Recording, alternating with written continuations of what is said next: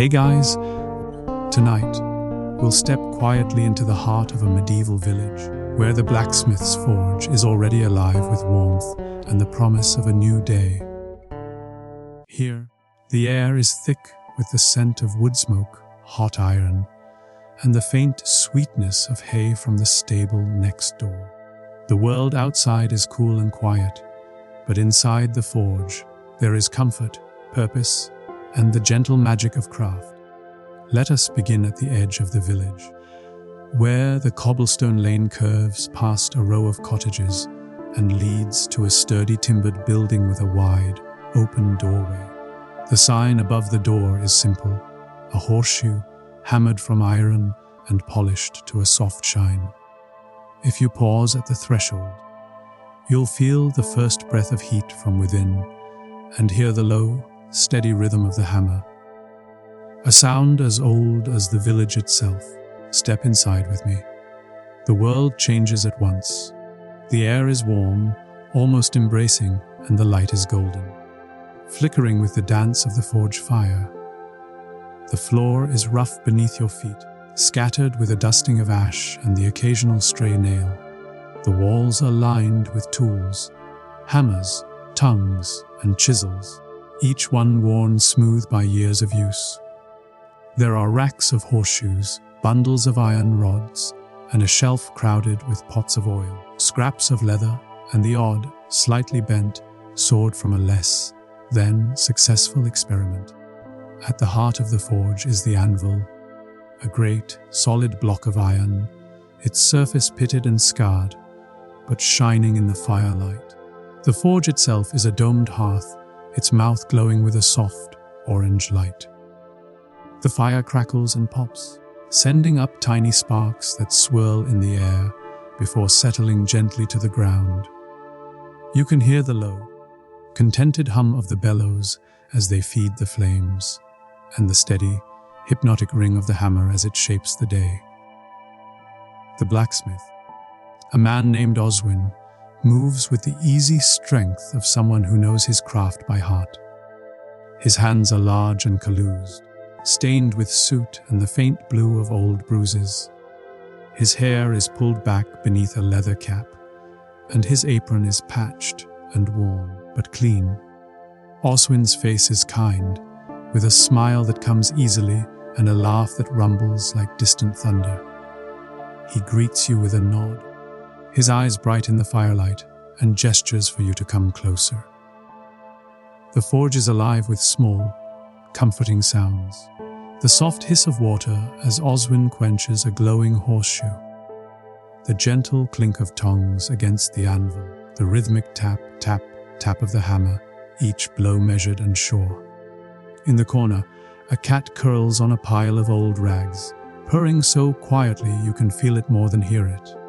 Every so often, the cat opens one eye, surveys the room, and, finding everything in order, returns to her dreams of mice and warm embers. There is a quiet magic in the way the morning unfolds. Oswin selects a rod of iron from the rack, its surface cool and dark.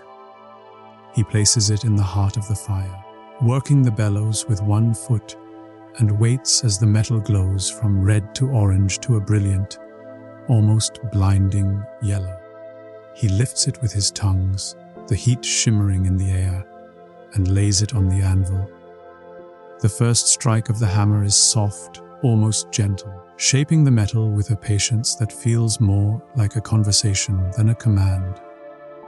As Oswin works, he hums a tune that drifts through the forge like a lullaby. If you listen closely, you might catch a few words, something about a fox and a lost horseshoe, or perhaps a gentle warning not to trust a rooster with your best nails. The rhythm of the hammer is slow and steady, a heartbeat that fills the room with comfort and calm. Outside, the village is beginning to wake. You can hear the distant clatter of a milk cart, the soft murmur of voices as neighbors greet each other in the lane. The forge's door swings open, and a young apprentice slips in, cheeks pink from the cold and eyes bright with anticipation. He carries a basket of eggs and a shy smile, and Oswin greets him with a nod and a gentle tease about his rumpled cap. Together, they check the fire, add a few more logs, and begin the day's work. There are oddities and gentle humor in every corner. A hammer with a handle wrapped in blue ribbon, said to bring good luck if you use it on a Thursday. A jar of oil that always seems to be just full enough, no matter how many times it's used. A small, round horseshoe that Oswin claims was made for the mayor's dog. He never wore it, but he did bury it in the garden, so perhaps it's still working. The apprentice laughs, promising to keep an eye out for any unusually lucky dogs. As the sun climbs higher, the forge fills with golden light, and the first customers begin to arrive. The door swings open and closed, letting in bursts of cool air and the cheerful chatter of townsfolk. Oswin greets each one by name, offering a horseshoe, a kind word, and the occasional extra nail for a child with bright eyes and sticky fingers. The forge is a haven, a place where the worries of the world are left at the door, and the only thing that matters is the next glowing bar of iron, the next shared smile. And so, as the morning unfolds, we find ourselves in a world where comfort is measured in the warmth of the fire and the gentle ring of the hammer, where every tool is a small act of care, and where the simple magic of the forge at dawn is enough to make even the sleepiest soul feel at home. The forge is now alive with the gentle bustle of the day. The golden light from the rising sun slants through the open doorway, catching the swirling motes of ash and dust in the air. The warmth from the hearth seeps into every corner, making the stone walls glow and the iron tools gleam. The scent of hot metal mingles with the earthy aroma of damp leather, and the faint sweetness of hay drifting in from the stable next door. Oswin, our blacksmith, works with a steady, unhurried rhythm. He shapes a horseshoe, the iron glowing orange as he hammers it into a perfect curve. The sound is deep and resonant, each strike ringing out like a slow heartbeat. The apprentice, young Will, watches closely, his eyes wide with concentration. Oswin hands him the tongs, guiding his hands with gentle patience. Not too tight, lad. Let the iron breathe. It's stubborn, but it'll come around if you're kind to it. Will grins, his cheeks flushed with pride and the heat of the fire. The forge is full of small, comforting details. A row of finished horseshoes hangs on the wall, each one stamped with Oswin's mark, a tiny star hammered into the iron while it's still warm. The workbench is scattered with tools, hammers of every size, files worn smooth by years of use, and a battered leather pouch filled with nails. A jug of water sits nearby, its surface cool and beaded with condensation, ready to quench both the iron and the thirst of the smiths. There are visitors throughout the morning, each bringing a bit of the outside world with them. The stable master arrives first, leading a sturdy bay mare with a loose shoe. He and Oswin share a few words about the weather and the state of the roads, their conversation easy and familiar. The mare stands patiently as Oswin works, her breath steaming in the cool air, her ears flicking at the sound of the hammer. Will strokes her nose, whispering a promise of an apple if she stands still. A bargain the mare seems happy to accept. Next comes the village carpenter, carrying a broken chisel and a hopeful expression. Oswin examines the tool, turning it over in his hands, and promises to have it mended by midday. "A chisel's like a friend," he says with a wink. "You have to keep it sharp, but not so sharp it bites you back." The carpenter laughs, leaving behind a loaf of bread in thanks. A fair trade, in Oswin's opinion, especially when the bread is still warm from the oven. The forge is a place of gentle humor and quiet camaraderie. Will tries his hand at shaping a nail, his tongue poking out in concentration. The result is a little crooked, but Oswin declares it full of character and adds it to the jar with a flourish. The cat, ever the opportunist, hops onto the bench and bats at a stray piece of leather, her tail flicking with satisfaction.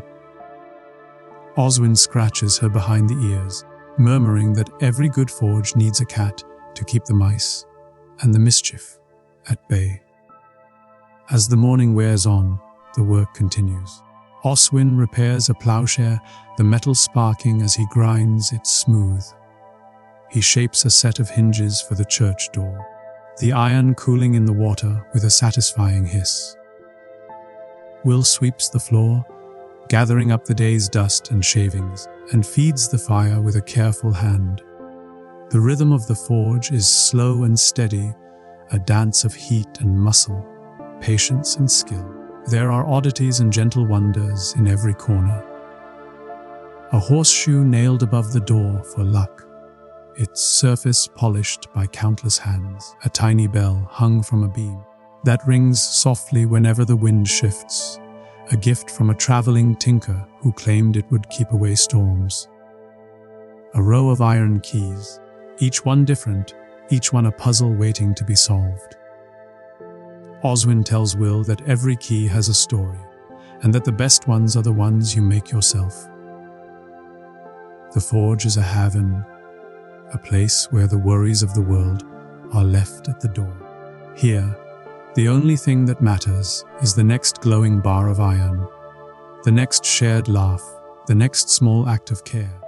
The world outside may be busy and uncertain, but within these walls there is comfort, safety, and the quiet magic of craft. As midday approaches, the forge settles into a peaceful lull. Oswin and Will sit on a bench by the door, sharing a slice of bread and a cup of cider. The cat curls up at their feet, purring with contentment. The sun is high now, the air warm and sweet, and the only sound is the gentle crackle of the fire and the distant, drowsy hum of the village beyond. And so, as the morning ripens into day, the gentle craft of the medieval blacksmith continues. A world of warmth, comfort, and the simple, enduring magic of making something strong and beautiful with your own two hands. The sun has begun its slow descent, and the light in the forge turns from gold to amber, then to a soft, dusky rose. The heat from the hearth lingers, wrapping the room in a gentle warmth that seeps into your bones. The air is thick with the scent of iron and ash, but also with the faint sweetness of apples from the orchard, and the comforting aroma of bread cooling on a nearby windowsill. Oswin, our blacksmith, wipes his brow with the back of his hand and surveys the day's work. Horseshoes, hinges, and a handful of sturdy nails are lined up on the workbench, each one a small testament to patience and skill. Will, the apprentice, is carefully oiling a finished plowshare, his hands moving in slow, practiced circles. The cat, now fully awake and ready for her evening patrol, stretches luxuriously and hops down from her perch, pausing to inspect a particularly interesting pile of shavings. The forge is quieter now, the rush of the morning replaced by a gentle, contented hush. The last customers of the day arrive. A farmer with a broken latch, a shepherd with a bell for his cleverest ewe, and the village priest who brings a kettle in need of mending and a story about the time he tried to shoe a donkey.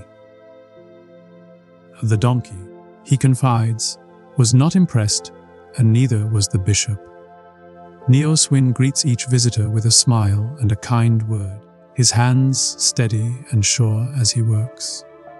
He listens to their stories, offers advice on everything from stubborn locks to stubborn livestock, and shares a quiet laugh at the day's small absurdities. Will watches and learns, his own hands growing more confident with each passing hour. as the sun slips below the horizon. The forge glows with the soft light of the hearth and the gentle flicker of candles. Oswin banks the fire, covering the coals with ash to keep them warm for the morning. He hangs his apron on a peg by the door and washes his hands in a basin of cool water, the grime and sweat of the day swirling away in tiny eddies. Will sweeps the floor, gathering up the last of the day's dust and shavings, and sets out a bowl of milk for the cat, who accepts it with regal indifference. There are oddities and gentle humor even in the closing of the day. Oswin's favorite hammer, its handle worn smooth by years of use, is given a place of honor on the workbench. Will, ever the optimist, tries to balance a nail on its head, claiming it's a test of true blacksmithing skill. Oswin laughs and promises that if Will can manage it, he'll let him ring the bell for supper, a prize worth more than gold in a hungry household. The forge is a place of comfort and connection, a haven from the worries of the world.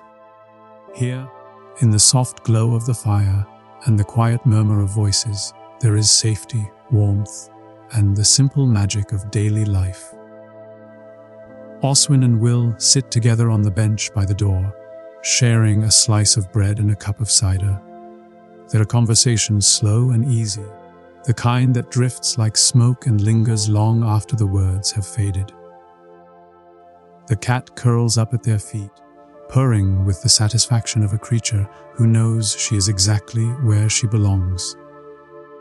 The world outside is dark and still, but within the forge, there is light laughter and the quiet certainty that, in the end, every day is a tapestry of small, beautiful moments. As the last embers glow in the hearth and the village slips into sleep, Oswin closes the door and offers a final, silent blessing for the forge, the tools, and the hands that shape them. The air is cool and sweet. The only sound the soft breathing of the cat and the distant, comforting toll of the church bell. And so, the gentle craft of the medieval blacksmith comes to a peaceful close. Not with grand farewells or dramatic endings, but with the soft hush of night, the warmth of home, and the comforting certainty that, in the end, every life is forged from small acts of care and quiet strength. Moving on, let us begin at the edge of the cloister, where the garden is still heavy with dew and the scent of lavender and rosemary drifts on the breeze. The air is cool and fresh, tinged with the earthy perfume of damp earth and the faint sweetness of beeswax from the candles burning inside. The only sounds are the distant, drowsy call of a dove and the soft, rhythmic tolling of the morning bell. A sound that rolls through the stone corridors and stirs the brothers from their sleep. Our guide for the day is Sister Beatrice, a gentle soul with nimble fingers and a mind full of color and light. She rises with the sun, her cell small and spare, with a narrow bed, a wooden chest, and a single candle flickering on the windowsill. The walls are bare, save for a tiny, hand-painted cross and a sprig of dried lavender tucked behind a nail. Beatrice wraps herself in a woolen shawl, her feet bare on the cold flagstones, and makes her way to the scriptorium, her heart already humming with the promise of a new page. The scriptorium is a world apart, a long, vaulted room with high windows and shelves crowded with books, scrolls, and jars of pigment. The air is cool and dry, perfect for preserving parchment, and thick with the scent of ink, vellum, and the faintest trace of honey from the beeswax candles. The floor is scattered with rushes, and the tables are worn smooth by generations of careful hands. Candles glow in iron sconces, their light soft and golden, casting gentle shadows that dance across the pages of open books. Sister Beatrice moves through the scriptorium with the quiet confidence of someone who knows every nook and cranny, every secret drawer and hidden alcove. She checks the windows, making sure they are just cracked enough to let in the morning breeze, but not so wide as to disturb the delicate sheets of parchment. She dusts the shelves with a soft cloth, humming a tune that drifts through the room like a lullaby. If you listen closely, you might catch a few words.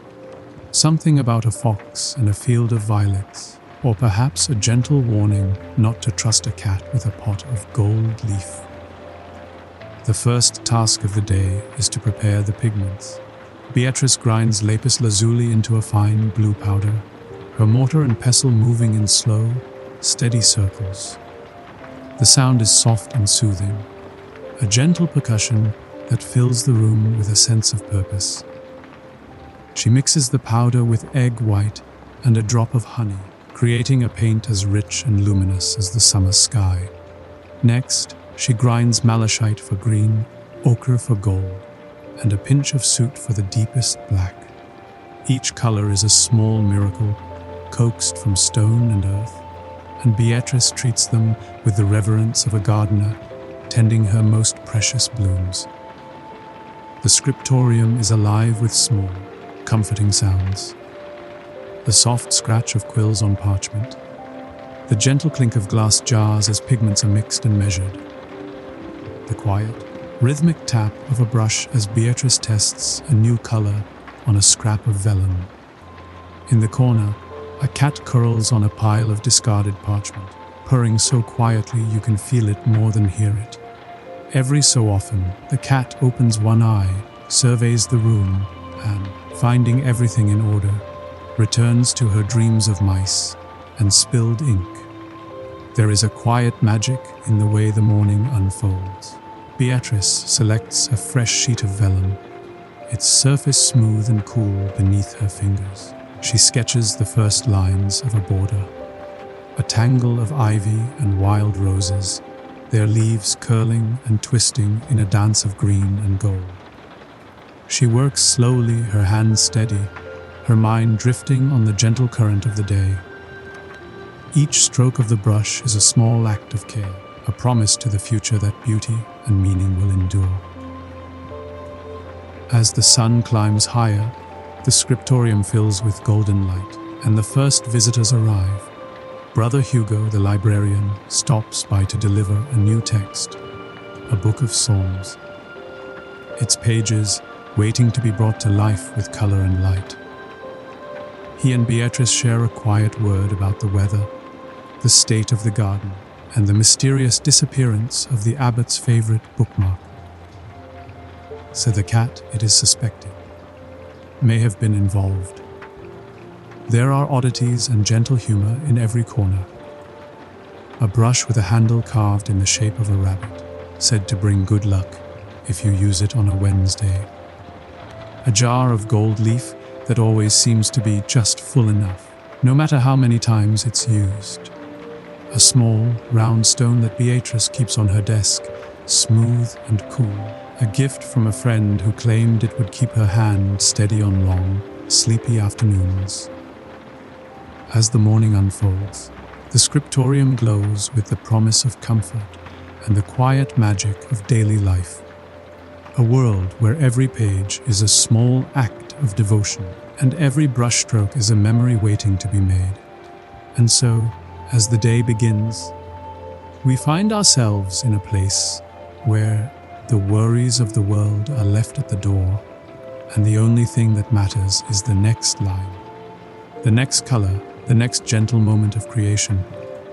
The morning deepens, and the scriptorium is now alive with the gentle, purposeful sounds of work. The soft scratch of quills on parchment blends with the faint clink of glass jars and the low, contented hum of voices. Sunlight slants through the high windows, painting shifting patterns on the flagstones and making the gold leaf on Beatrice's desk shimmer like a secret treasure. Sister Beatrice sits at her work table, her brush poised above the page. The vellum is smooth and cool beneath her hand, and the border she began at dawn has grown into a tangle of ivy, wild roses, and tiny golden birds. She dips her brush into the blue pigment, the color rich and luminous, and adds a delicate swirl to the wing of a painted robin. The paint glides on, leaving a trail of color that seems to glow in the morning light. The scriptorium is a place of small, comforting rituals.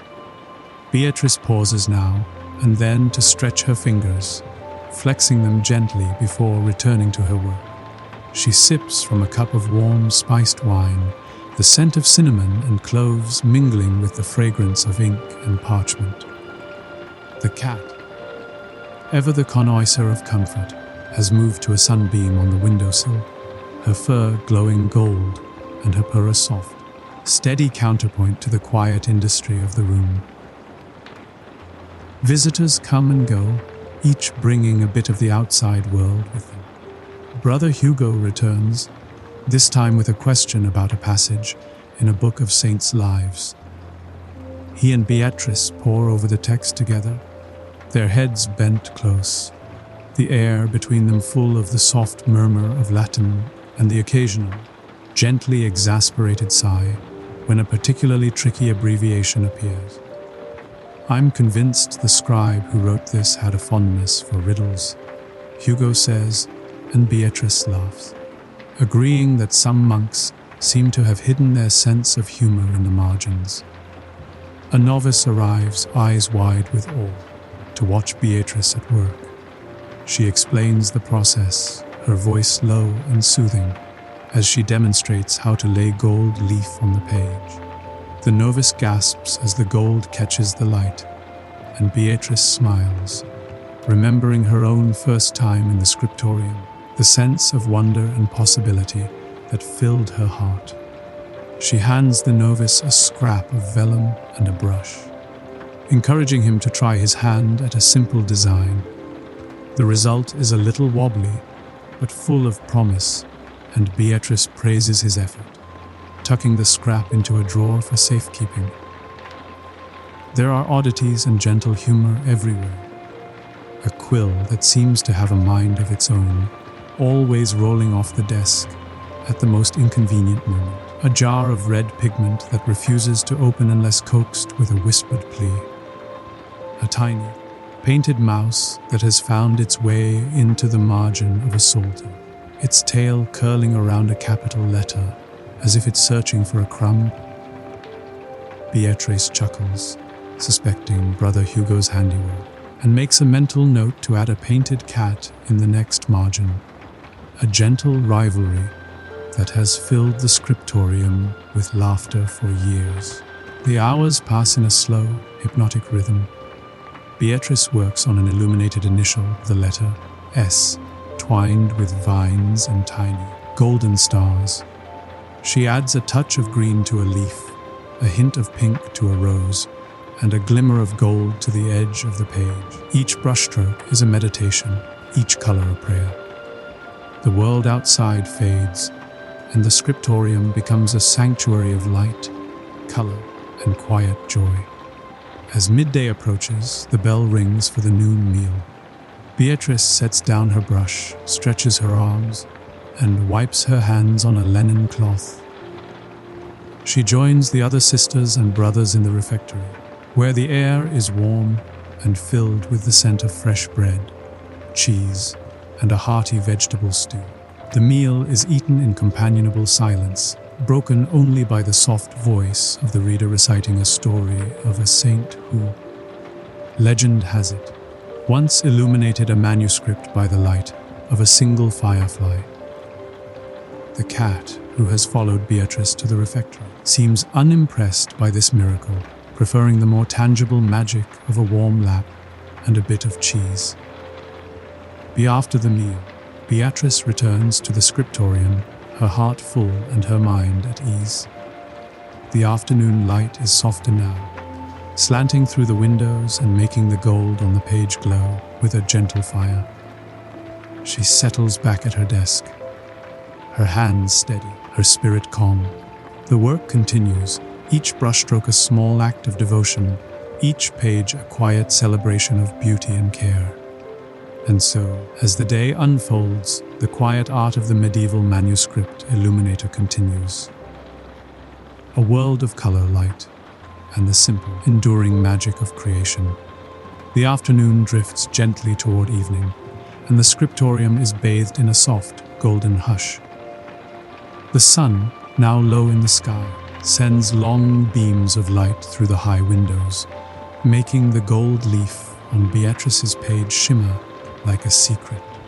The air is warm and still, thick with the scent of ink, beeswax, and the faint sweetness of lavender from the garden just outside. Sister Beatrice works quietly, her brush moving in slow, careful strokes. She adds the final touches to a border of wild roses, each petal a tiny miracle of color and patience. The vellum beneath her hand is smooth and cool, the paint gliding on in a whisper of blue and green.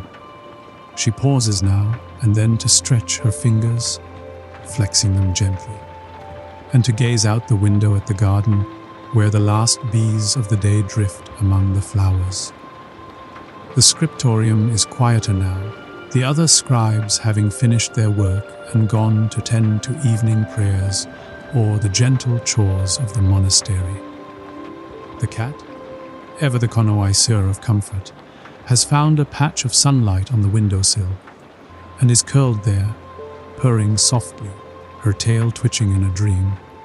Beatrice smiles, dipping her brush into a pot of gold, and adds a tiny, hidden cat to the margin of her page, a secret for anyone who looks closely enough.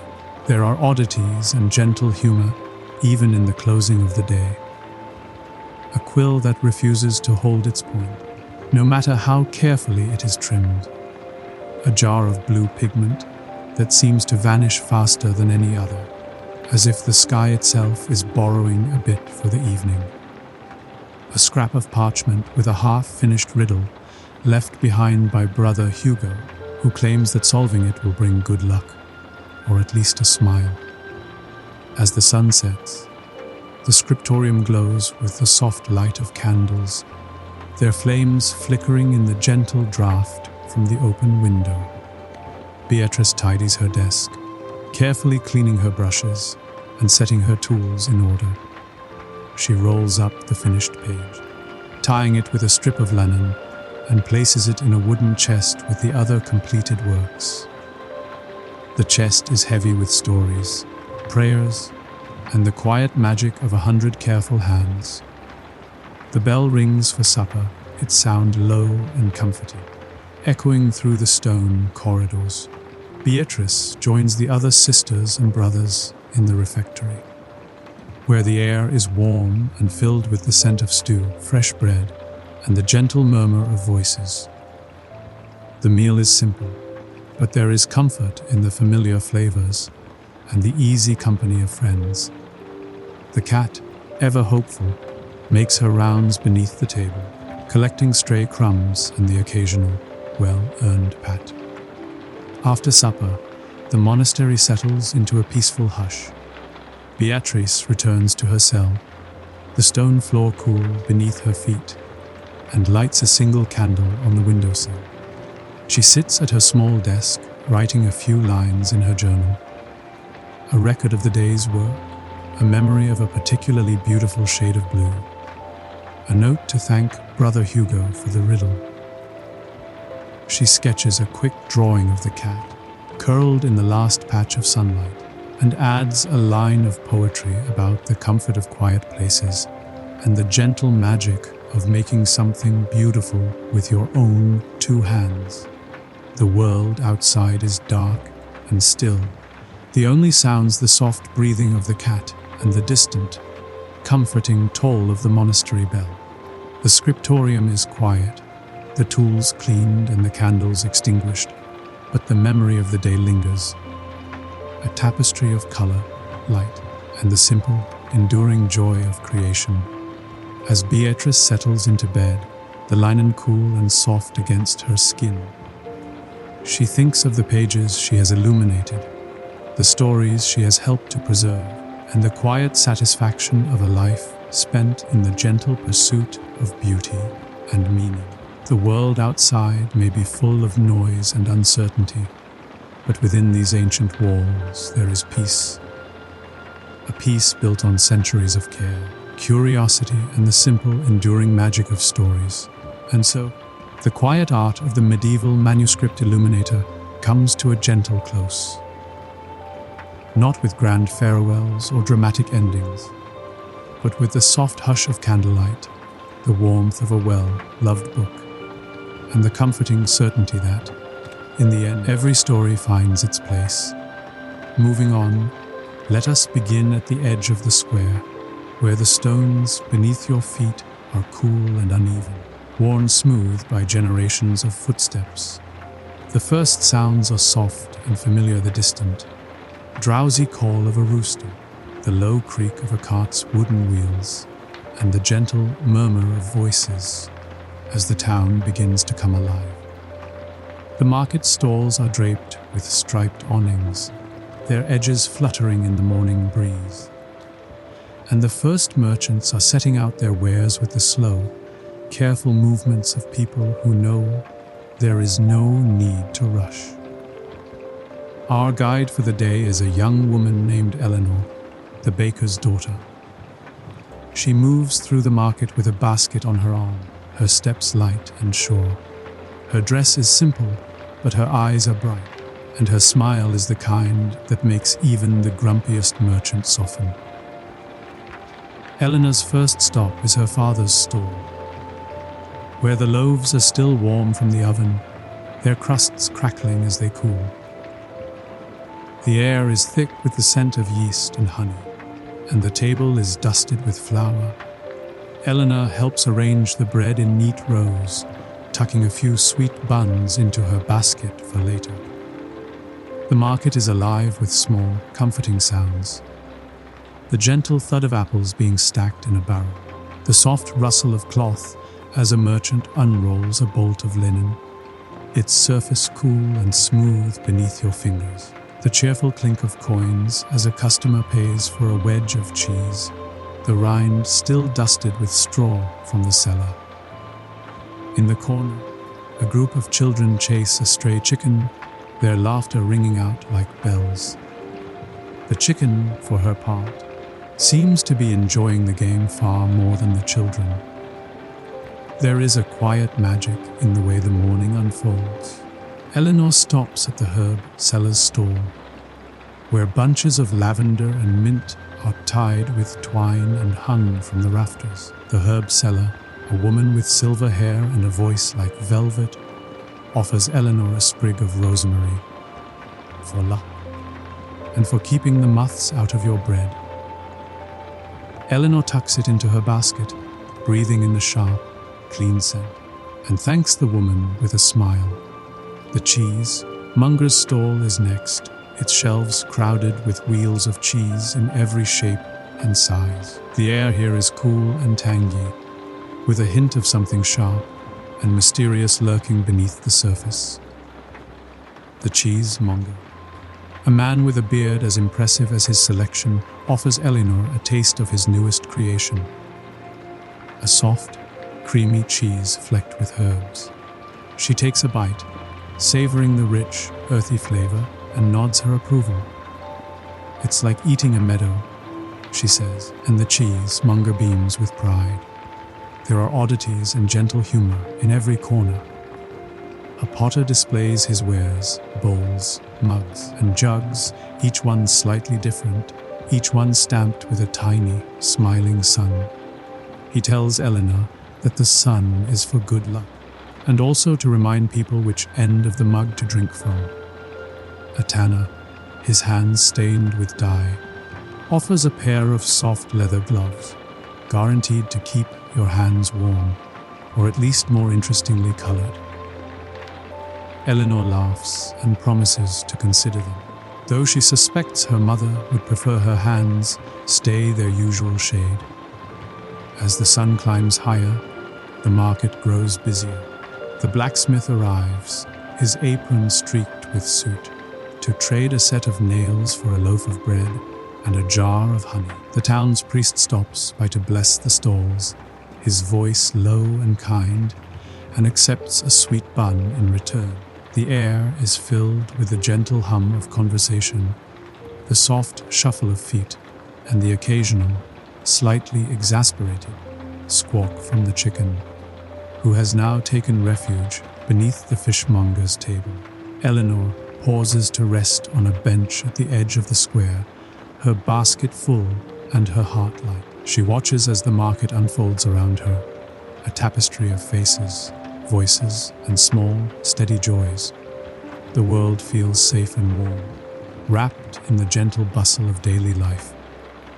She closes her eyes for a moment, listening to the distant sound of a bell, the soft murmur of the crowd, and the quiet, comforting promise of another day. And so, as the morning ripens and the market glows with the promise of comfort and community, we find ourselves in a world where every loaf, every apple, every smile is a small act of care. A world where the simple magic of daily life is enough to make even the sleepiest soul feel at home. The marketplace is now fully awake, humming with the gentle chaos of daily trade. The sun has climbed higher, warming the cobblestones and coaxing the scents of fresh bread, ripe fruit, and sweet hay into the air. Eleanor, our baker's daughter, rises from her bench and weaves back into the flow of the crowd, her basket growing heavier with each stop, her heart light with the simple joy of being part of this living tapestry. She pauses at the stall of the town's candlemaker, where rows of beeswax candles stand in neat formation, their golden surfaces catching the sunlight. The candlemaker, a cheerful woman with flower on her cheek, evidence of a morning spent helping her neighbor, offers Eleanor a small candle shaped like a bird.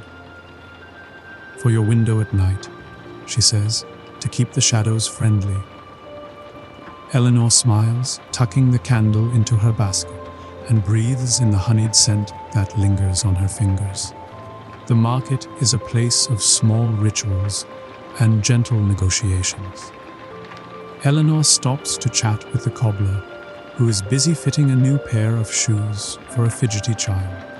The cobbler's hands are stained with dye, and his voice is low and soothing as he promises the shoes will make the boy run faster.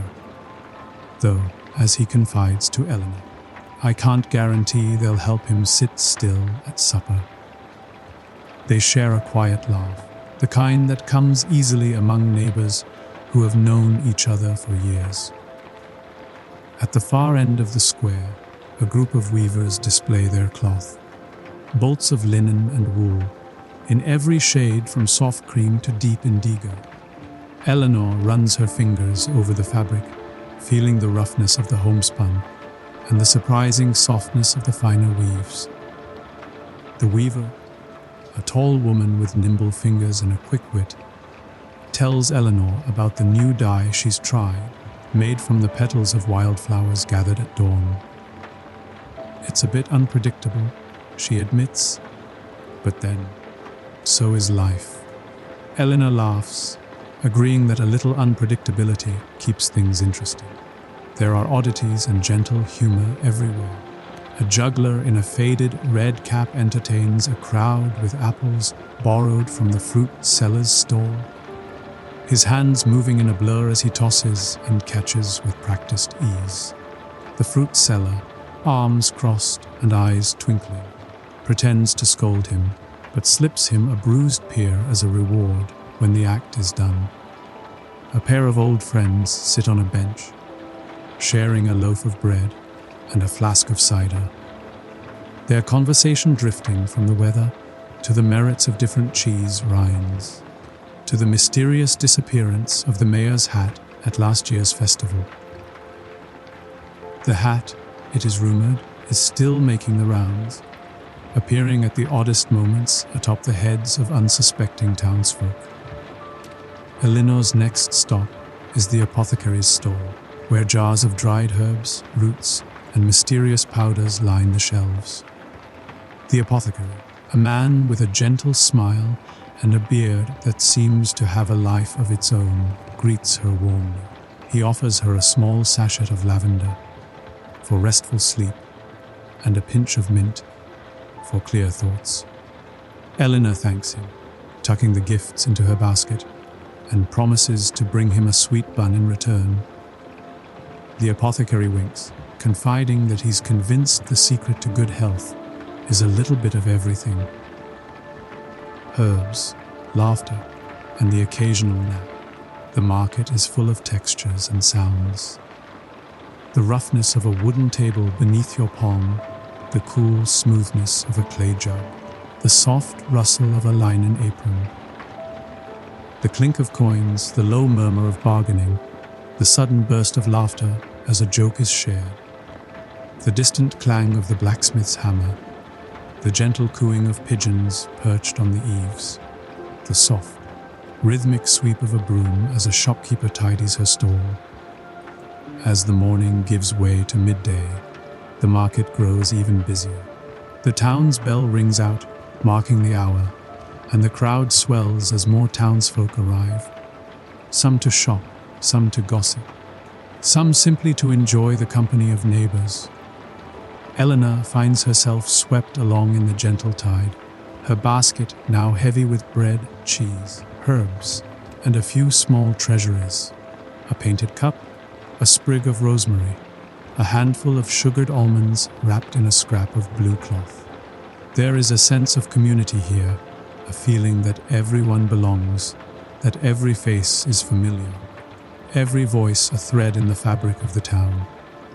Eleanor stops to help an elderly woman carry her basket, and in return receives a story about the time the river froze so solid that the children skated from one end of the village to the other. The story is told with a twinkle in the eye and a gentle pat on the hand, and Eleanor tucks it away like a secret, to be shared on a cold night by the fire. The market is a place of comfort and connection, a haven from the worries of the world. Here, in the gentle bustle of daily life, every moment is a small act of care, a loaf of bread shared, a kind word offered, a smile exchanged. The world outside may be uncertain, but within the market's embrace, there is warmth, safety, and the quiet magic of belonging. And so, as the sun climbs higher and the shadows grow shorter, the walk through the medieval marketplace continues. A journey through scents, sounds, and the simple, enduring joys of a life well lived. As midday ripens into afternoon, the marketplace begins to slow, settling into a gentle, contented hum. The sun is high now, casting dappled shadows beneath the striped awnings and warming the stones until they radiate a soft, sleepy heat. The air is thick with the mingled scents of roasting chestnuts, sweet apples, and the faint, earthy perfume of trampled grass and spilled cider. Eleanor, our baker's daughter, finds a quiet spot beneath a spreading linden tree at the edge of the square. She sets her basket down and stretches her legs, the rough bark cool against her back. Around her, the market continues its slow dance, a merchant counting coins with a satisfied smile, a group of children sharing sugared almonds and secrets, a dog dozing in a patch of sunlight, his tail twitching in a dream of rabbits. The town's bell rings out again, its mellow tone drifting over the rooftops and mingling with the soft murmur of voices. The crowd has thinned a little as some townsfolk return home for the midday meal, but the heart of the market beats on. A seamstress sits at her stall, mending a tear in a customer's cloak with quick, nimble fingers. The blacksmith, his work done for the morning, leans against his cart and shares a joke with the candlemaker, their laughter low and easy. Eleanor nibbles a piece of cheese from her basket, savoring its sharp, creamy flavor. She watches as the juggler from earlier tries his hand at balancing a broom on his nose. Much to the delight of a small audience, the fruit seller, ever the showman, tosses an apple high into the air and catches it behind his back. bowing with a flourish as the children clap and giggle. There is a gentle, playful energy in the air, a sense that, for a little while, the world is simple and safe, and the only thing that matters is the next shared laugh. There are oddities and gentle humor everywhere. A goose, having escaped from the poultry stall, waddles purposefully through the crowd, pursued by a red-faced apprentice and a chorus of amused onlookers. The apothecary, ever the optimist, tries to convince a skeptical farmer that his new tonic will make the cows give sweeter milk. The farmer, not to be outdone, claims that his cows already produce the best milk in the Shire, and that any improvement might be too much for the local cheese to handle. As the afternoon drifts on, the market takes on a quieter, more reflective mood. The sun slants lower, painting the stalls in shades of amber and gold. Eleanor helps an elderly neighbor gather her purchases, tucking a sprig of rosemary into her basket for luck. The two walk together for a while, sharing stories of old festivals and the changing seasons, their voices soft and companionable. The market is a place of small kindnesses and gentle rituals. A merchant offers a slice of honey cake to a tired child, the sweetness melting away the day's worries.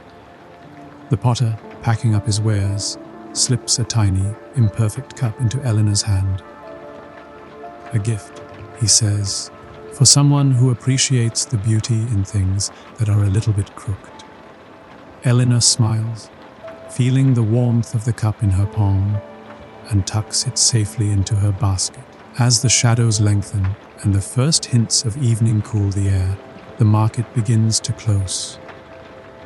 Stalls are packed away, awnings rolled up, and the last loaves of bread are sold to latecomers with grateful smiles. The townsfolk linger, reluctant to leave the comfort of the square, but the promise of supper and the soft glow of home draw them away, one by one. Eleanor makes her way back through the quieting streets, her basket full and her heart light. The town is peaceful now. The only sounds the distant clatter of a cart and the soft, muffled laughter of neighbors sharing a final word before parting. The air is cool and sweet, carrying the scent of wood smoke and the promise of rest. She slips through the door of her family's cottage, greeted by the warmth of the hearth and the familiar, comforting chaos of home. The table is set for supper, the bread still warm, and the cat, having returned from her own adventures, curls up by the fire, purring with contentment. The day ends as it began, with small, steady joys, the taste of fresh bread, the sound of laughter, the gentle glow of candlelight on the walls. The world outside may be full of uncertainty, but within the embrace of the marketplace and the warmth of home, there is comfort, safety, and the quiet magic of belonging. And so, our walk through the bustling medieval marketplace comes to a gentle close, not with grand farewells or dramatic endings, but with the soft hush of evening, the warmth of shared stories, and the comforting certainty that, in the end, every day is a tapestry of small, beautiful moments. Moving on, let us begin at the edge of the cathedral square, where the stones beneath your feet are cool and uneven, worn smooth by generations of footsteps. The air is crisp and fresh, tinged with the scent of damp earth, wood smoke, and the faint, mineral tang of newly cut stone. The only sounds are the distant, drowsy call of a dove and the low, rhythmic thud of a mallet striking chisel, a sound as steady and comforting as a heartbeat. Our guide for the day is a stonemason named Martin, a man with strong hands, a gentle smile, and a beard that always seems to catch a bit of mortar by midday. His workshop is a simple, sturdy shed at the edge of the yard, its walls lined with tools, chisels, mullets, hammers, and a collection of wooden templates, each one worn smooth by years of use. The workbench is rough and scarred, dusted with a fine layer of stone powder that glitters in the morning light. Martin greets you with a nod, his eyes bright beneath bushy brows. He is already at work, shaping a block of limestone with slow, careful strokes. The chisel bites into the stone, sending up tiny curls of dust that catch the sun and drift lazily to the ground. The rhythm is slow and hypnotic. Tap, tap, tap. Pause, brush away the dust. Tap, tap, tap. If you listen closely, you might hear Martin humming under his breath, a tune as old as the stones themselves. The yard is alive with small, comforting sounds. The soft scrape of a file smoothing an edge. The gentle clink of tools being set aside. The low murmur of voices as the other masons arrive, their boots crunching on gravel, their laughter warm and easy. In the corner, a cat curls on a pile of burlap sacks, purring so quietly you can feel it more than hear it. Every so often the cat opens one eye, surveys the yard, and, finding everything in order, returns to her dreams of mice and sunbeams. There is a quiet magic in the way the morning unfolds. Martin selects a new chisel, its edge sharp and cool, and begins to carve a delicate pattern into the stone. A vine of ivy, its leaves curling and twisting in a dance of shadow and light. He works slowly, his hands steady, his mind drifting on the gentle current of the day. Each stroke of the chisel is a small act of care, a promise to the future that beauty and meaning will endure. As the sun climbs higher, the yard fills with golden light, and the first visitors arrive. The master builder stops by to check the progress on a new arch, his voice low and thoughtful as he discusses the day's work with Martin. They pore over a parchment plan, the lines and curves traced in charcoal, and debate the best way to fit the stones so that the arch will stand for centuries. It's all in the balance, the master says, and Martin nods, knowing that every stone, every joint, every tiny adjustment matters.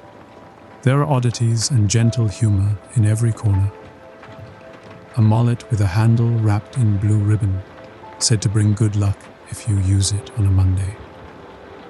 A chisel that always seems to vanish just when you need it most, only to turn up in the cat's favorite sunbeam. A small, round stone that Martin keeps in his pocket, smooth and cool, a gift from his daughter, who claimed it would keep his hands steady on long, sleepy afternoons. The stonemason's craft is a dance of patience and strength. Martin lifts a heavy block with the help of a wooden crane, the ropes creaking as the stone swings gently into place. He checks the fit with a practiced eye, tapping it here and there until it settles with a satisfying thunk. The other masons work nearby, their voices low and companionable, sharing stories and jokes as they shape the stones that will become the bones of the cathedral. As the morning unfolds, the yard glows with the promise of comfort and the quiet magic of daily life. A world where every stone is a small act of devotion, and every arch, every carving, every gentle moment of creation is a memory waiting to be made. And so, as the day begins, we find ourselves in a place where the worries of the world are left at the gate, and the only thing that matters is the next stone, the next pattern, the next gentle moment of craft. The sun climbs higher, and the stonemason's yard is now alive with the gentle, purposeful rhythm of work. The air is warm, filled with the scent of sun-baked stone, a hint of crushed thyme from the garden beyond the wall, and the ever-present tang of dust. Martin, our stonemason, wipes his brow with the back of his hand, leaving a pale streak of limestone across his forehead, a badge of honor in this quiet world of craft. The yard is a patchwork of activity. Apprentices carry buckets of water from the well, their laughter echoing as they try not to spill a drop. The master builder consults with the glazier, their heads bent over a sketch of a rose window, the colored glass catching the light in a rainbow of promise. The cat, ever the supervisor, weaves between the stacks of stone, pausing to inspect a particularly interesting chisel before settling in a patch of sun. Martin's hands are steady as he works, his fingers rough but gentle. He carves a delicate spiral into the edge of a column, the chisel singing softly with each tap. The stone is cool and smooth beneath his touch, yielding slowly to his vision. He pauses now and then to brush away the dust, revealing the pattern as it emerges.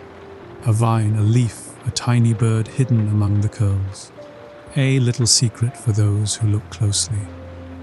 He murmurs, smiling to himself. If you've ever doodled in the margins of a notebook, you'll understand the quiet joy of leaving a small, hidden mark on the world. The stonemason's tools are as familiar as old friends.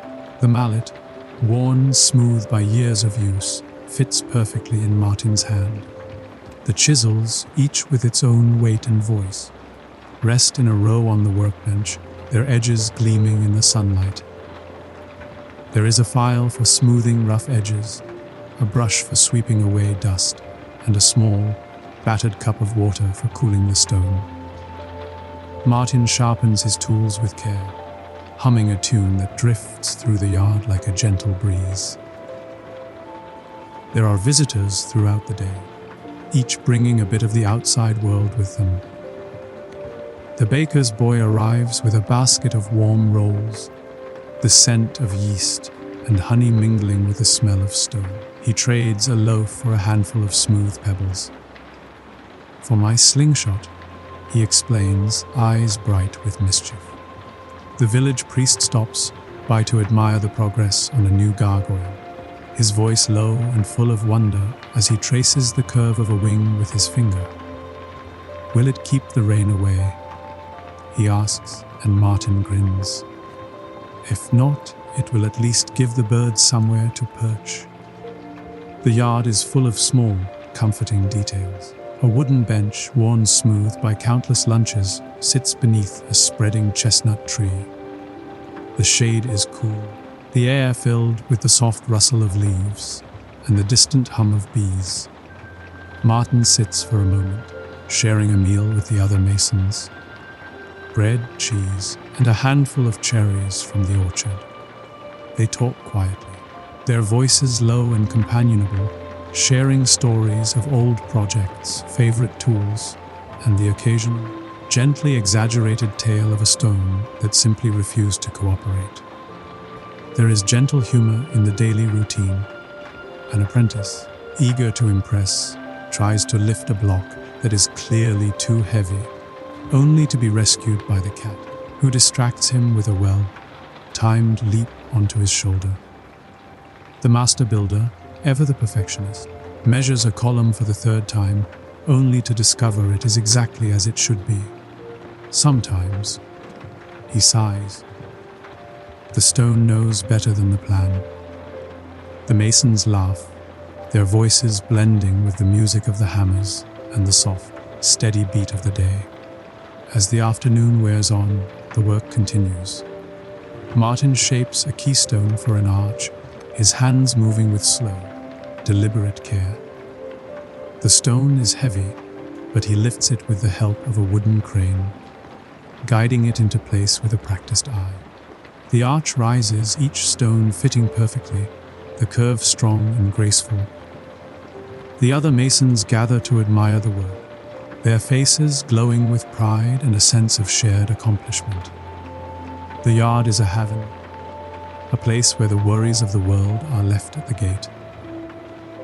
Here, the only thing that matters is the next stone, the next pattern, the next small act of creation. The world outside may be busy and uncertain, but within these walls, there is comfort, safety, and the quiet magic of craft. As the sun begins its slow descent, the yard settles into a peaceful lull. Martin and the other masons tidy their tools, sweep the dust from the workbench, and share a final cup of cider beneath the chestnut tree. The cat curls up at Martin's feet, purring with contentment. The air is cool and sweet. The only sound the gentle crackle of the fire and the distant, drowsy hum of the village beyond. And so, as the afternoon fades into evening, the secret life of the medieval stonemason continues.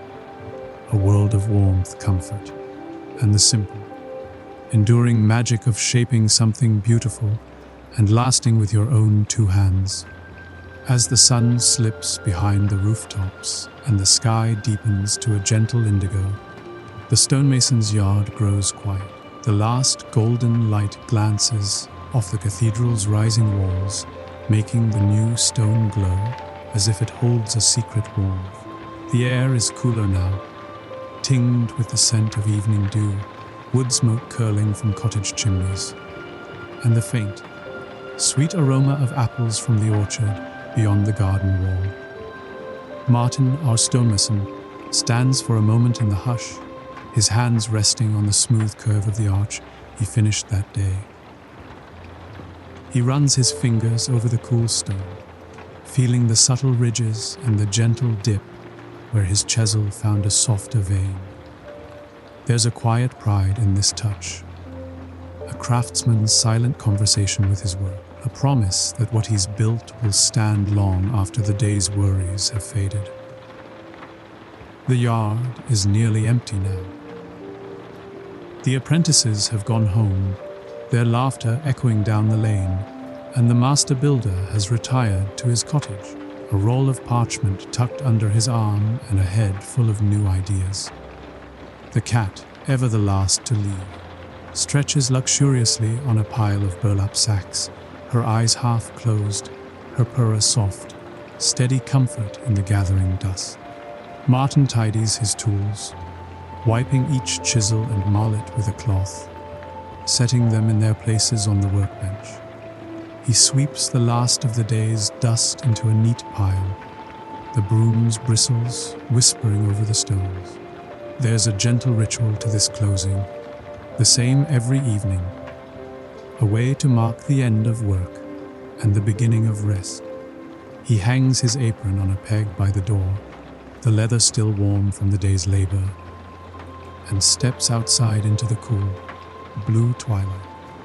The village is settling in for the night. The distant sound of a lute drifts from the tavern, mingling with the low murmur of voices and the occasional, cheerful bark of a dog. Lanterns glow in cottage windows, their light soft and golden, promising warmth and supper within. Martin walks slowly down the lane, his boots scuffing the earth, his mind quiet and content.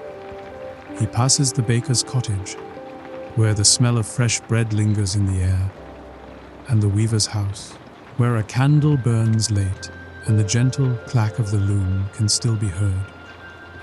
He pauses to greet a neighbor, exchanging a few words about the weather and the promise of rain. There is a comfort in these small, familiar routines, a sense that, for all the world's uncertainty, there is a place for everyone and a rhythm to every day. At home, Martin is greeted by the warmth of the hearth and the soft glow of candlelight. His wife, Anna, is stirring a pot of stew, the aroma rich and savory, filling the cottage with the promise of comfort. Their children, sleepy, eyed and rosy-cheeked, sit at the table, their hands busy with scraps of wood and bits of string, building their own small cathedrals in the flickering light. Supper is a quiet, gentle affair. The bread is warm, the cheese sharp, the stew hearty and full of flavor. Martin listens to Anna's stories of the day, the neighbor's new calf, the goose that escaped the yard, the cat's latest adventure in the garden. The children share their dreams for tomorrow, a new game, a trip to the river, a chance to visit the yard and watch their father at work. Martin smiles, his heart full, and promises to show them how to carve their initials in a scrap of stone. After supper, the family gathers by the fire. The cat curled in Anna's lap, the children leaning against Martin's shoulder. The room is filled with the soft crackle of the fire, the gentle murmur of voices, and the quiet, steady comfort of being together. Martin takes a small piece of stone from his pocket, turning it over in his hands, feeling its weight and the promise it holds. He thinks of the cathedral rising in the square, of the arches and columns that will stand for generations, and of the quiet pride that comes from shaping something beautiful and lasting.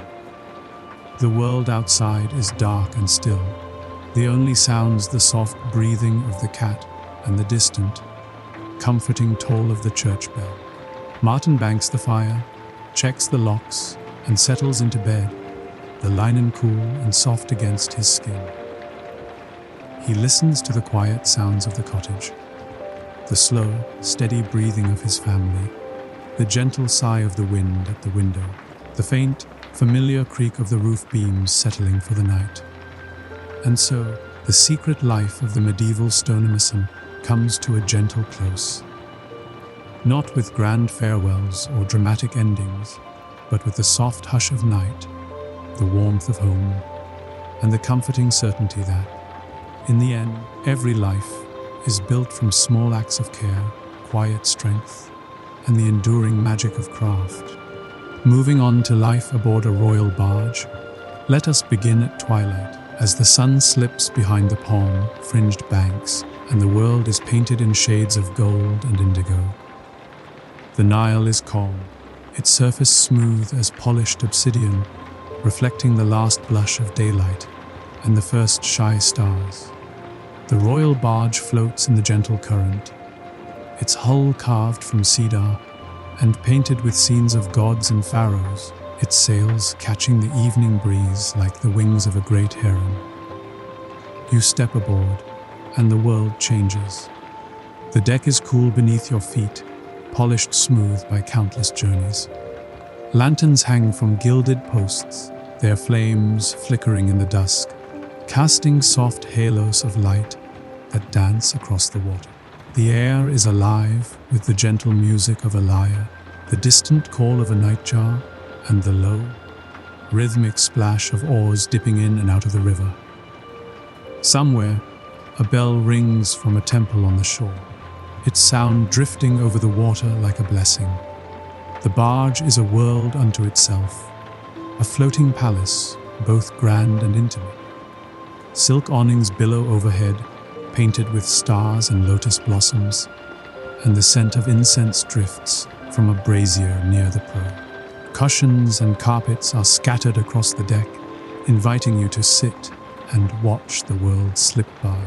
The riverbank is a tapestry of shadows and light, reeds swaying in the breeze, fishermen casting their nets, and the distant silhouette of a crocodile gliding silently through the shallows. If you've ever watched the world from a train window at dusk, you'll know the feeling. A gentle sense of movement, of being carried forward by something older and wiser than yourself. Our guide for the night is Neferu, a young scribe in the service of the royal household. She moves quietly among the guests, her linen robe soft and cool, her hair braided with tiny beads that catch the lantern light. Neferu's hands are stained with ink, her eyes bright with curiosity and a hint of mischief. She carries a small scroll tucked into her sash, ready to record the events of the evening, or perhaps a particularly memorable joke. The royal court, after all, is not without its share of clever wordplay and the occasional pun that would make even the gods groan. The barge is alive with gentle activity. Servants move gracefully, offering trays of figs, dates, and honey cakes, their laughter soft and musical. Musicians play in a corner, their melodies weaving through the night air like a spell. The royal family sits beneath a canopy of silk, their faces serene in the golden light, their voices low and full of warmth. Neferu pauses to listen as the queen tells a story of her own childhood, a tale of a mischievous monkey, a stolen necklace, and a lesson in forgiveness that ends with laughter and a gentle shake of the head.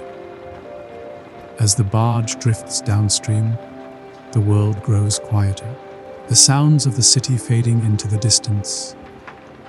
The riverbank is dotted with small fires, where villagers gather to share a meal or tell stories beneath the stars.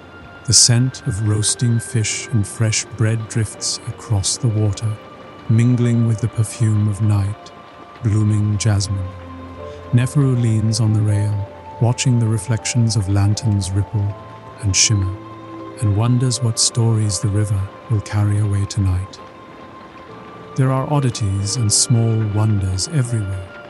A pair of ibis birds wade in the shallows, their long beaks dipping into the mud in search of supper. A fisherman waves from his reed boat, his catch glinting silver in the lantern light. On the far bank, a temple rises from the darkness, its columns painted with scenes of gods and pharaohs, its steps worn smooth by centuries of prayers. The priests light torches and offer a hymn to the river, their voices rising and falling in the warm night air. The barge itself is full of gentle magic. The wood creaks softly beneath your feet, the sails whisper in the breeze, and the lanterns cast patterns of light and shadow that seem to dance with every movement of the water. Neferu shows you a small amulet she wears around her neck. A tiny scarab carved from lapis lazuli, a gift from her grandmother. For luck, she says with a smile, and for remembering that every journey is a story. As the night deepens, the guests settle onto cushions and carpets, their voices growing softer, their laughter more subdued. The musicians play a lullaby, the notes drifting over the water like a gentle breeze.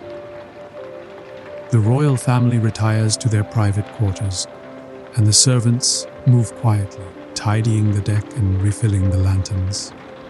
Neferu sits beside you, her scroll open on her lap, and begins to write, a record of the night, a memory to be carried forward, a story to be told again and again. And so, as the barge drifts on beneath the stars, the Nile carries you gently into the heart of the night. A world of wonder, warmth, and the quiet magic of a journey shared.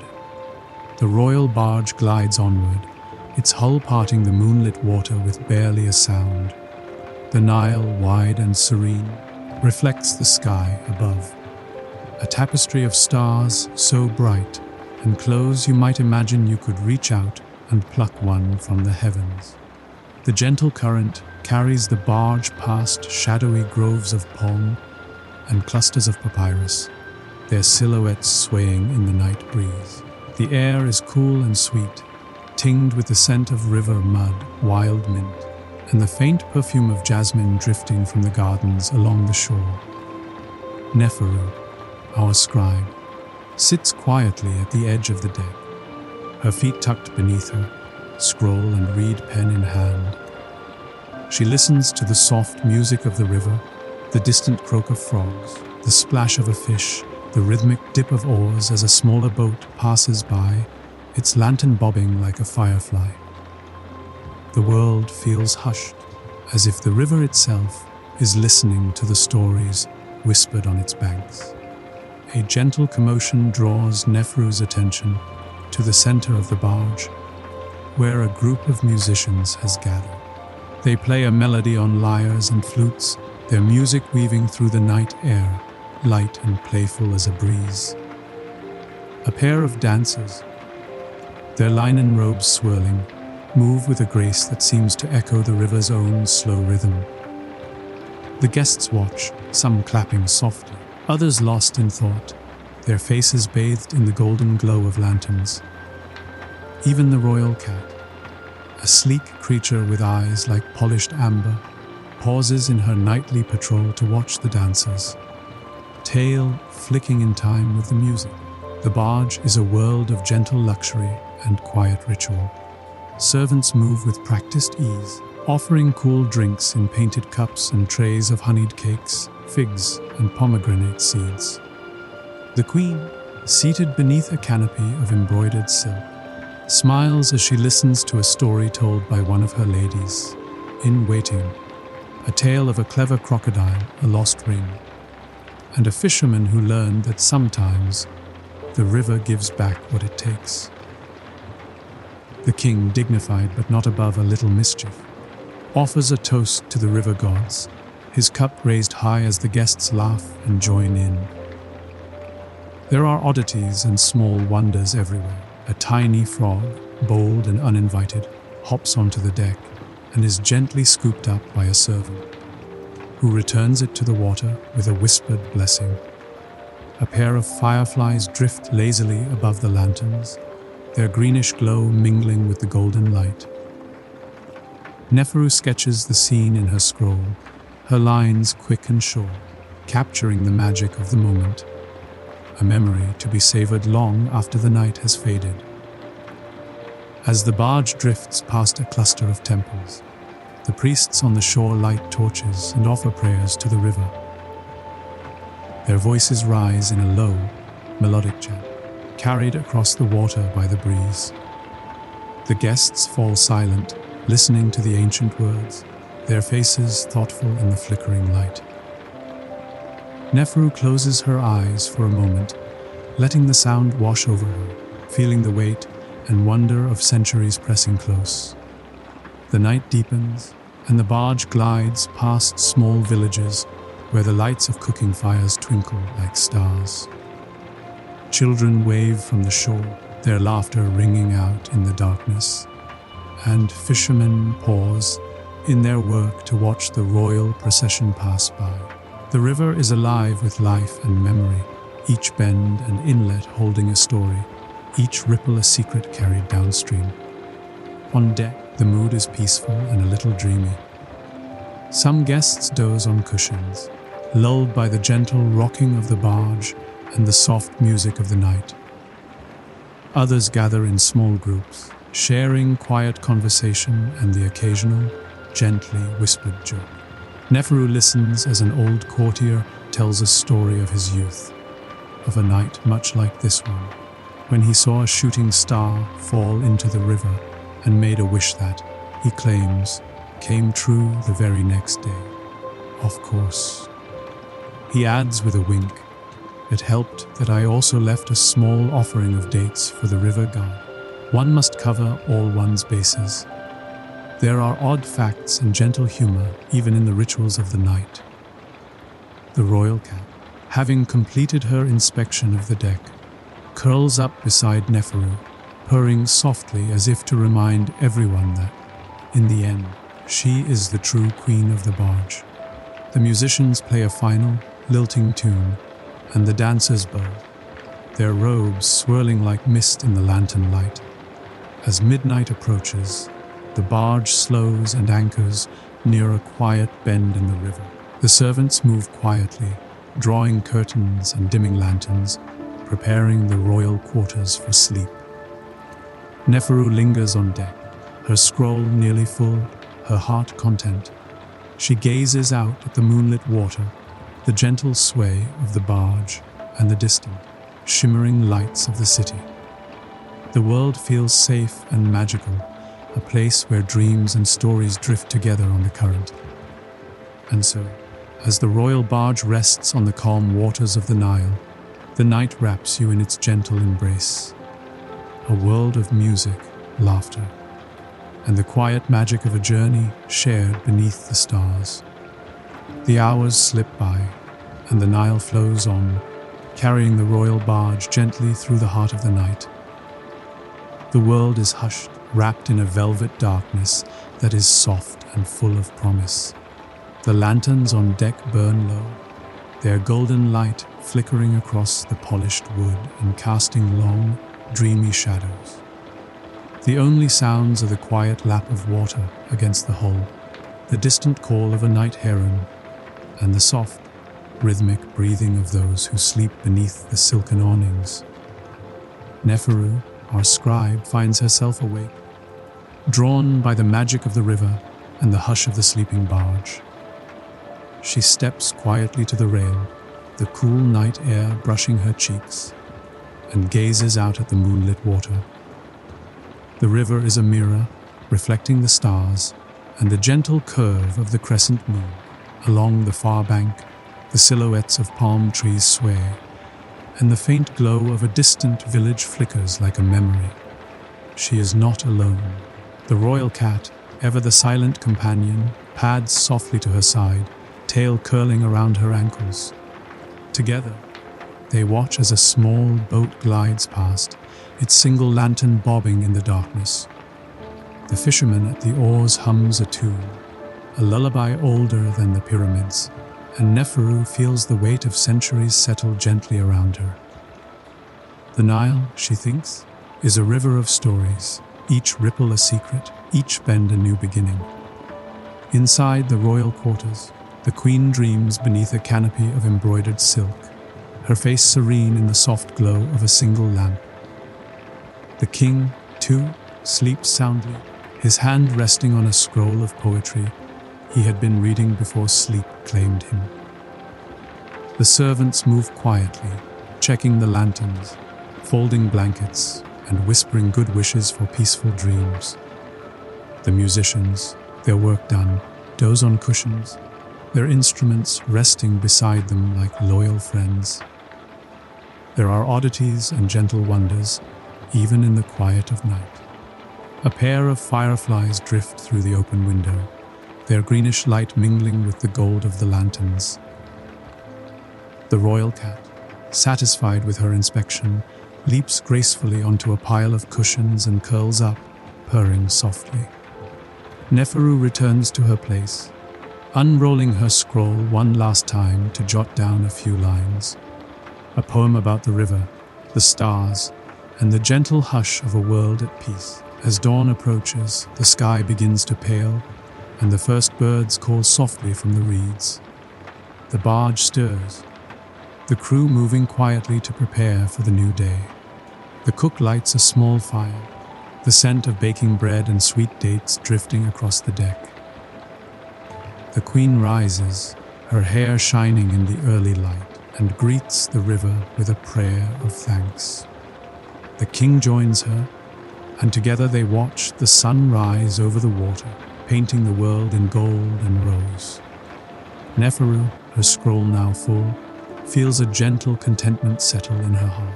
She knows that this night, like so many before and after, will become a story, a memory to be cherished and shared.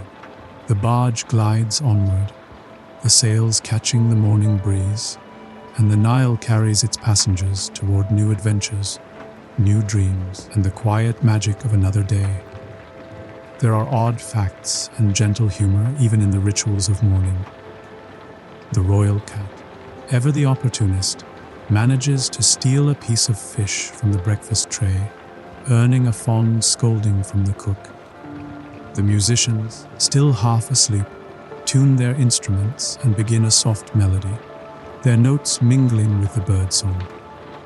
The king, with a twinkle in his eye, declares that whoever tells the best story at breakfast will be excused from chores for the day. A challenge that brings laughter and a flurry of whispered plotting among the crew. As the sun climbs higher, the barge sails on, its passengers refreshed and ready for whatever the day may bring. The Nile sparkles, the world awakens, and the gentle magic of the night lingers in every ripple, every breeze, every quiet smile. And so, our journey on the royal barge comes to a gentle close, not with a grand farewell, but with the soft promise of new stories, new dreams, and the comforting certainty that, on the Nile and in the heart, the night is never truly over. Moving on to the secret life of a Roman Vestal virgin, let's begin at dawn, as the first golden light spills over the rooftops of Rome and the city stirs to life. The air is cool and fresh, carrying the scent of laurel, olive oil, and the faint tang of wood smoke from 1,000 hearths. In the distance, the Tiber glimmers, and the streets are alive with the soft clatter of sandals and the low murmur of early risers. But here, within the walls of the House of the Vestals, the world is quieter, more serene. A sanctuary in the heart of the bustling city. Our guide for the day is Livia, a young Vestal virgin just a few years into her 30-year service. She rises before the sun. Her room simple but comfortable, a low bed, a chest for her white robes, and a small altar with a flickering lamp. The marble floor is cool beneath her feet as she slips into her tunic, the fabric soft and faintly scented with lavender. She moves quietly, careful not to disturb her sisters who are still lost in dreams, perhaps of home or of the world beyond the sacred walls. The House of the Vestals is a world unto itself. Set just behind the Temple of Vesta in the Roman Forum, it is a place of gardens, shaded porticos, and gentle fountains. The air is filled with the soft cooing of doves and the distant hum of the city. Livia steps into the courtyard, where the sacred flame burns in its round temple, tended day and night by the Vestals. The flame is more than just a fire. It is the beating heart of Rome, a symbol of the city's eternal life. If you've ever been trusted with keeping a candle lit during a power outage, you'll have a sense of the pressure. Though in Livia's case, the consequences of failure are a bit more dramatic than a scolding from your parents. Breakfast is a quiet affair. The Vestals gather in a sunlit room, sharing bread, fruit, and a cup of watered wine. Conversation is gentle, full of small jokes and whispered news from the outside world. One of the older Vestals, with a twinkle in her eye, tells a story about a senator who tried to bribe her with a basket of figs.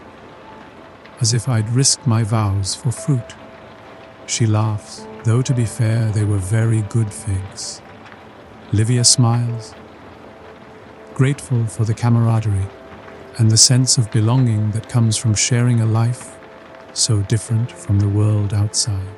The day's duties begin with a visit to the Temple of Vesta. The air inside is cool and fragrant with incense, the marble floor worn smooth by centuries of careful footsteps. The sacred flame burns in the center, its light dancing on the faces of the Vestals as they tend it with practiced care. Livia adds a handful of fresh laurel branches, watching as the flames leap and crackle. The ritual is both simple and profound, a daily act of devotion that connects her to generations of women who have come before. There are other tasks, too.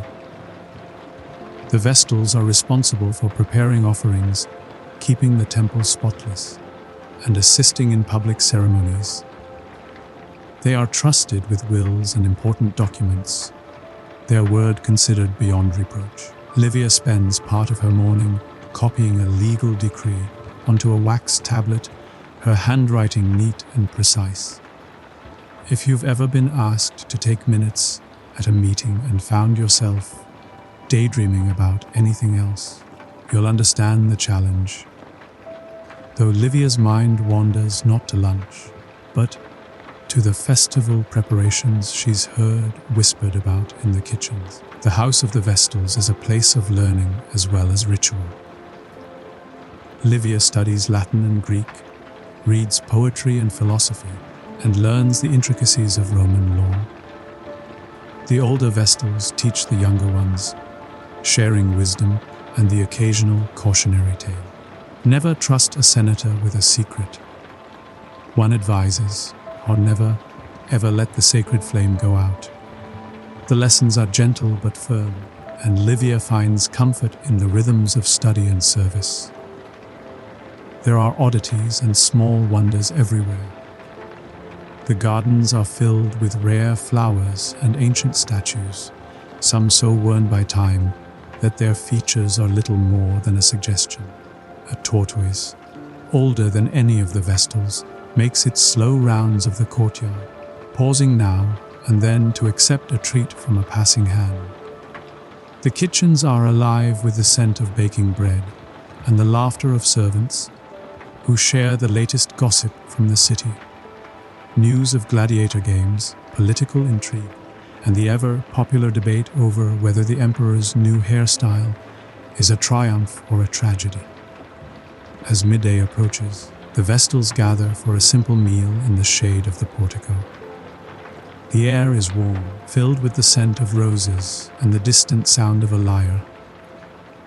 Livia sits with her sisters, savoring a piece of honey cake and listening to the gentle murmur of conversation.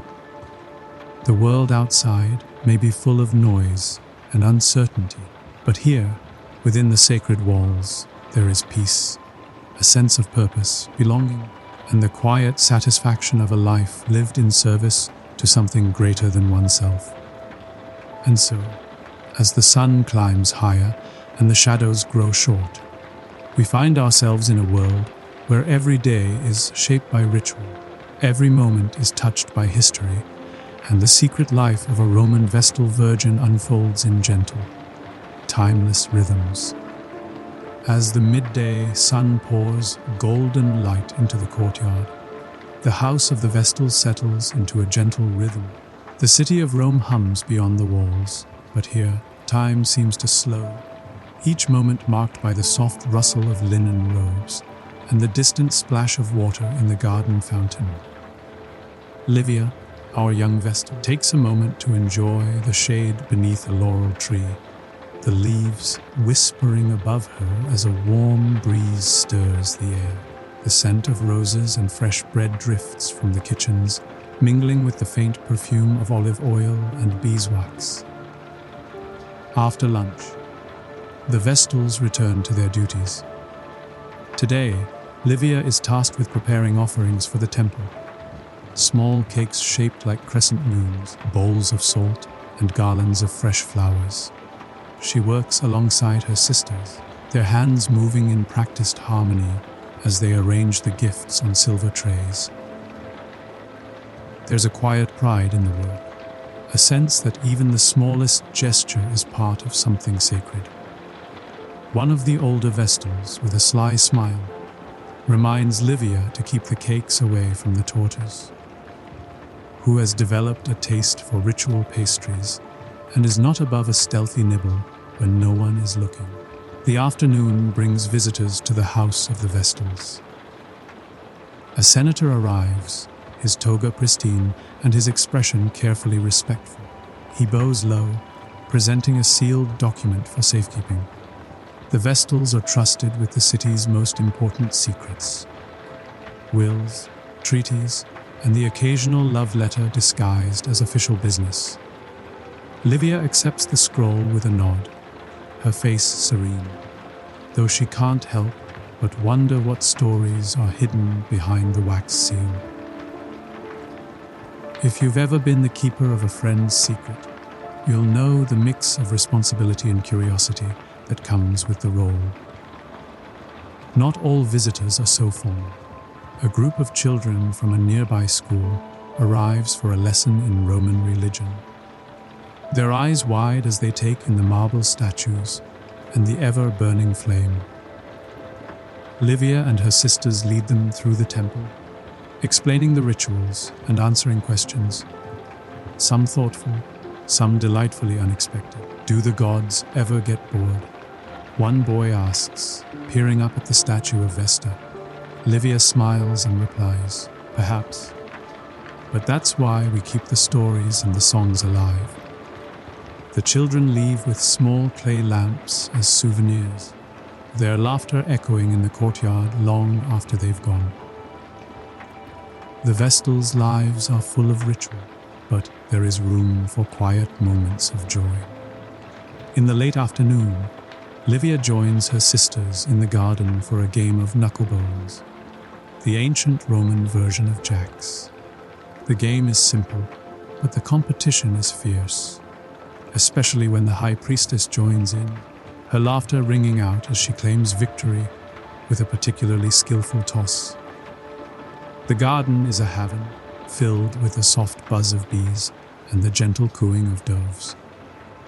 It's a place where the Vestals can relax, share stories, and, for a little while, forget the weight of their vows. There are odd facts and lesser-known stories woven into the fabric of Vestal life. The Vestals are the only women in Rome with the legal power to free condemned prisoners simply by touching them. Their word is law in matters of ritual, and even the emperor must show them respect. Yet, for all their privileges, the rules are strict. The penalty for breaking their vow of chastity is severe: burial alive, a fate so grim that even the most hardened senators speak of it in hushed tones. Still, the Vestals are not defined by fear, but by the quiet strength that comes from living with purpose and dignity. As the sun begins to set, the Vestals prepare for the evening rituals. The temple is swept, the offerings arranged, and the sacred flame tended with fresh wood and laurel. Livia stands before the fire, her face bathed in its golden light, and recites a prayer for the city's safety. The words are ancient, passed down through generations, their meaning deepened by repetition and memory. The flame flickers, steady and bright, a symbol of Rome's endurance and the Vestals' devotion. After the rituals, the Vestals gather for supper, a simple meal of lentils, bread, and fruit, shared in the cool of the portico. The conversation is gentle, full of small jokes and quiet reflections on the day. One of the younger girls asks Livia if she ever misses her old life. Livia thinks for a moment, then smiles. "Sometimes," she says, "but here, every day is a story, and I get to help write it." As night falls, the house of the Vestals glows with the soft light of oil lamps.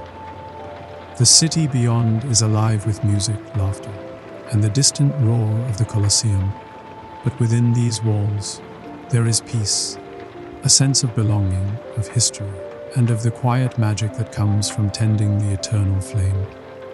And so, as the stars appear above Rome and the last prayers are whispered in the temple, the secret life of a Vestal virgin continues, woven from ritual, memory, and the gentle strength of women who keep the city's heart alight. As night deepens over Rome, the house of the Vestals settles into a gentle hush. The marble corridors are bathed in the soft glow of oil lamps, their golden light flickering on the walls and casting long, serene shadows across the mosaic floors. The city, beyond the sacred walls, is alive with distant music, the clatter of chariot wheels, and the laughter of late night revelers. But here, in this quiet sanctuary, time seems to slow, each moment wrapped in a sense of calm and purpose. Livia, our young Vestal, prepares for the final rituals of the day. She moves quietly through the temple, her footsteps muffled by the cool stone. The sacred flame still burns, steady and bright, its light reflecting in her eyes as she adds a last handful of laurel and murmurs a prayer for the city's peace. The air is fragrant with incense and the faint sweetness of night, blooming flowers from the garden.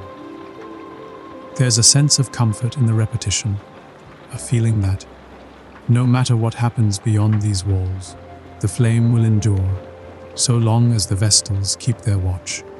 After the rituals, the Vestals gather in the atrium for a few final moments together before bed. The conversation is soft, full of gentle laughter and the sharing of small joys. A new flower blooming in the garden, a particularly clever line of poetry, or the tortoise's latest attempt to escape the courtyard. One of the older Vestals tells a story about a time, years ago, when the sacred flame nearly went out during a thunderstorm. "We all held our breath," she says, but the flame danced back to life, as if the gods themselves had given it a little nudge. The younger girls listen wide-eyed, reassured by the knowledge that even the most sacred duties come with moments of uncertainty. And that, sometimes, a little luck is as important as devotion. The Vestal's lives are shaped by both privilege and responsibility. They are honored guests at public festivals, their presence considered a blessing for any ceremony. They ride in special carriages, have seats of honor at the games, and are greeted with respect by senators and emperors alike. Yet, for all their status, their world is also one of boundaries, of vows, rituals, and the ever-present awareness that their actions reflect not just on themselves, but on the city they serve. It's a delicate balance, one that requires both strength and humility. There are oddities and small freedoms, too. The Vestals are among the few women in Rome who can own property, make wills, and free slaves.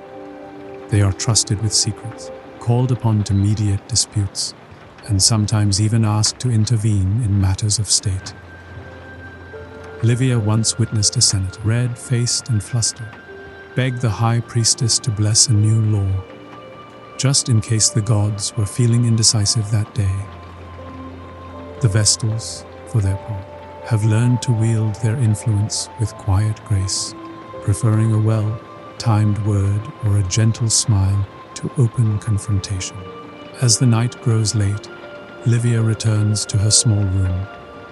She sits by the window, looking out over the moonlit rooftops of Rome. The city is a patchwork of shadows and silver light, the Tiber winding through it like a ribbon. Somewhere a dog barks, and the distant sound of a flute drifts on the breeze. Livia writes a few lines in her journal, recording the day's events and her hopes for tomorrow. She sketches a quick drawing of the sacred flame, its light steady and true, and adds a note to remember to thank the kitchen maid for the extra honey in her bread. Before sleep, Livia offers a final prayer, not just for Rome, but for her family, her sisters, and for all those who keep watch in the night. She lies down, the linen cool against her skin, and lets her thoughts drift. She thinks of the stories she's heard, the rituals she's learned, and the quiet pride she feels in being part of something so ancient and enduring. The house of the Vestals is quiet now, the only sound the gentle crackle of the sacred flame and the soft breathing of those who guard it. The city outside may be restless, but within these walls there is peace, a peace built on centuries of devotion, memory, and the gentle strength of women who have kept Rome's heart alight through storm and sunshine alike. And so, the secret life of a Roman Vestal virgin comes to a gentle close, not with grand pronouncements or dramatic endings, but with the quiet satisfaction of a day well lived, a flame well tended, and the comforting certainty that, in the end, every small act of care matters. And that, my dear friends, is where we will end tonight's story. Good night.